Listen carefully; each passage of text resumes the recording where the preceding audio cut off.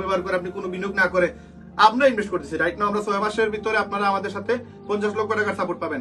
জুতা, mobile, accessories এই সবগুলো প্রোডাক্ট পাবো। আপাতত আমরা 50 লক্ষ টাকার মতো আমরা বাজেট আমরা ক্লিয়ার করে রাখছি এবং আগামী 1 বছরের ভিতরে যেটা 1 কোটি টাকার মতো আমাদের ইনভেস্টমেন্ট থাকবে।